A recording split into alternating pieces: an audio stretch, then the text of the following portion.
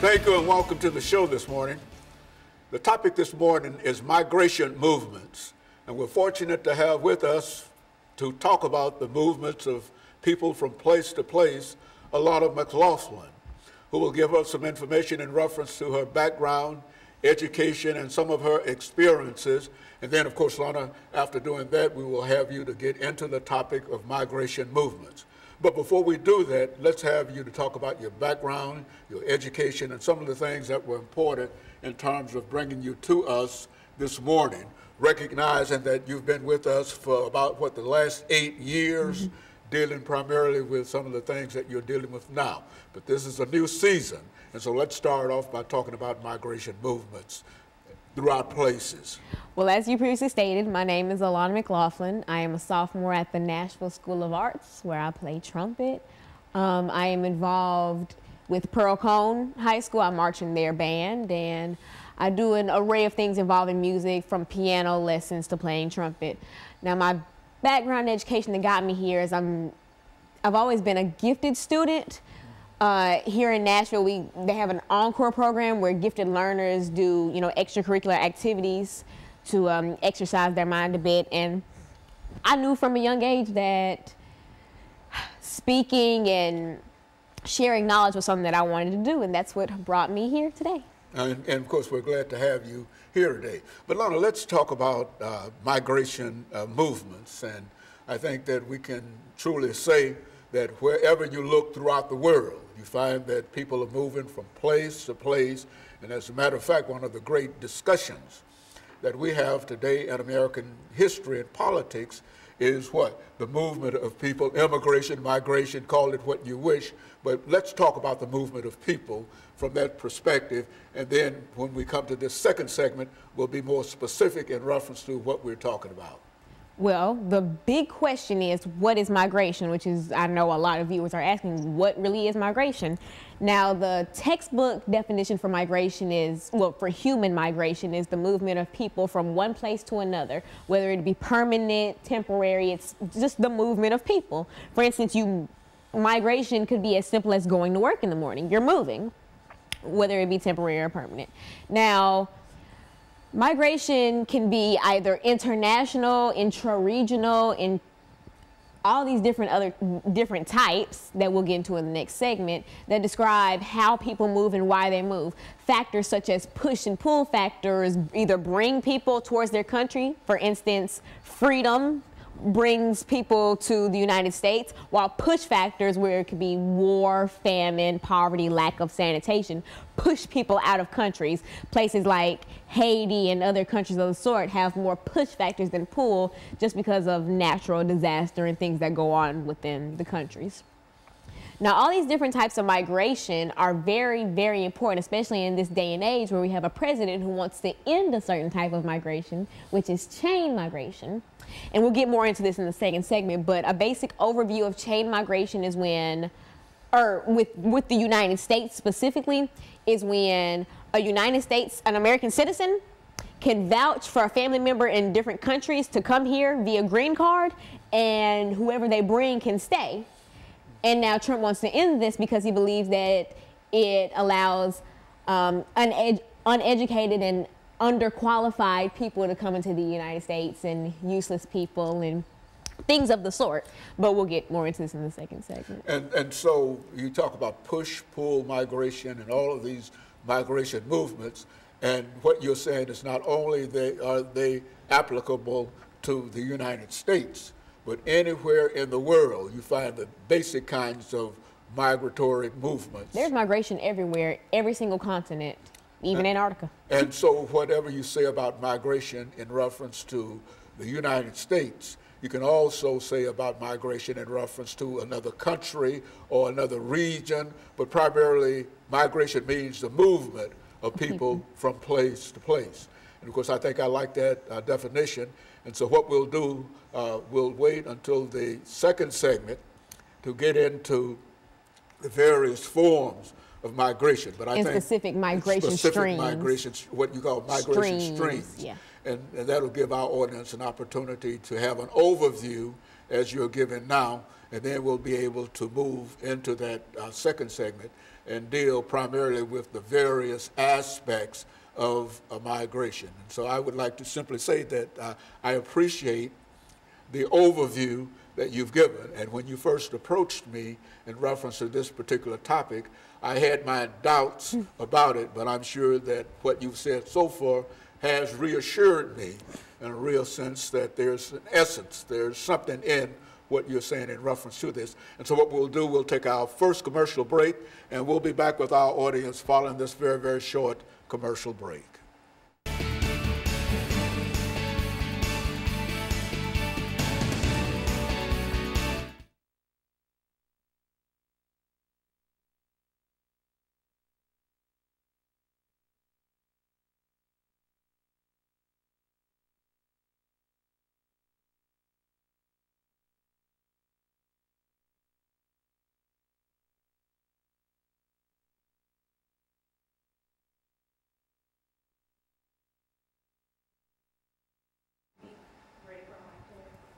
Okay, you sure don't touch it.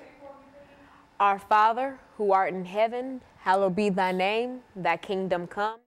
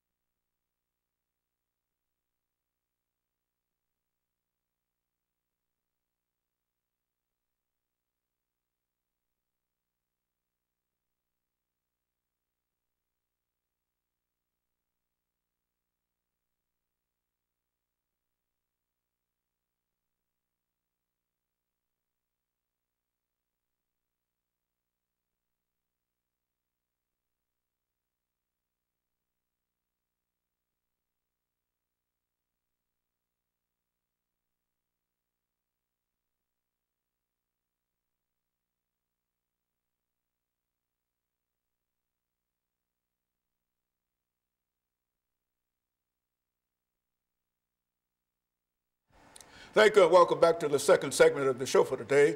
We're talking to Alana McLaughlin, and she's giving us some information in reference to migration movements. And of course, Alana, let's see if we can pick up where we left off the first segment and talk about the movement of people from place to place, nationally or internationally, as you indicated during the first segment. Let's talk about migration, define it in a real sense.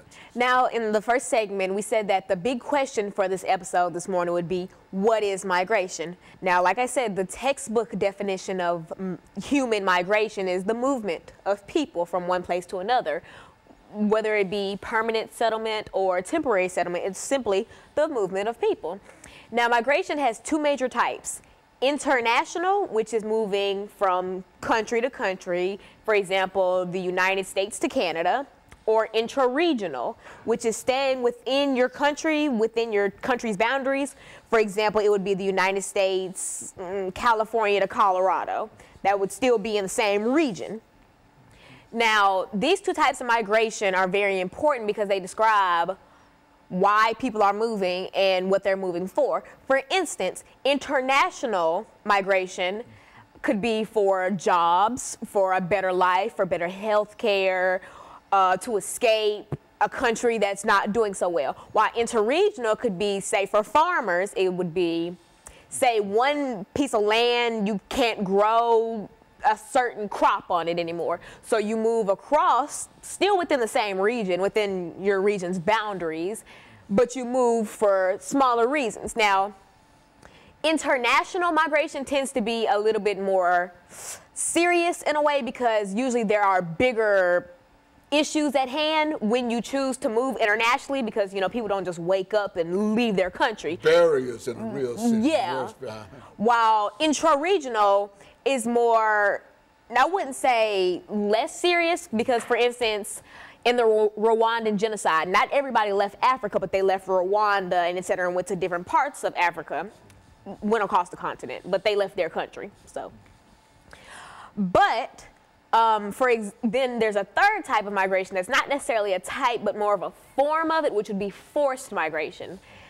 And forced migration is exactly what it sounds like. It's when you're forced to leave your country, whether it be due to poverty or lack of sanitation, famine, or you're physically pushed out, say due to war or prejudice, racism, civil issues. You're being forced out of the country. It's not by choice at all. While the other two types can either be maybe by choice or maybe you just felt like you had to, but forced migration, no conversation, you have to leave. An example of forced migration would be Syrian refugees fleeing Syria. They have no choice. If they'd stay, they'd be killed or they would starve, etc. So that's a type of forced migration. Now, when you delve deeper into migration, you see that there are two main factors that make people move, that describe why people move: push migration, or push factors, and pull factors. Now, a nice way to remember it is that think of someone pulling you towards them. You want to come. If someone's pushing you out, they want you out. So like I said, with the example with the Rwandan genocide, that would be a push factor. The people wanted to leave Rwanda because of all the issues that were going on. That would push you out. While people from third world countries look at countries like Canada and the US and continents like Europe and see that, oh, they're peaceful and they have things together. There's not, lack of sanitation or a big poverty issue or, lack of food, and there's not a lot of natural disaster. So that's a pull factor. They see that we're doing better than their homeland, so they want to come. So we're pulling them by exposing our happy factors. Now, these two factors really, they can just describe almost any circumstance to where you would have to migrate. And it's good to know what's a push and what's a pull, because if you're in a situation where you need to leave your country or wherever you're at, your state or wherever, you're going to have to name, well, you should name the push and pull factors of wherever you're going, just so that you don't get into a worse situation. For instance, moving from Syria to, say, 1990s Rwanda. That would be a lot more push factors than pull, so you wouldn't really want to go there. So that's something that refugees and migrants have to think about. Going even deeper into migration, we think of types of migration. Now, the biggest one that the U.S. is talking about would be chain migration. If you haven't heard President Trump talk about it yet, the textbook definition of chain migration is basically when, think of how a chain, it has links. One member goes somewhere and the rest follow, but how it relates to the United States is how we could be related to someone in, say, a third world country or just another country. If we sponsor them to get a green card, they can come over without having to go through like the 10-year wait of getting all your papers and etc. An American sponsored them so they can come. President Trump wants to end this because he believes that it brings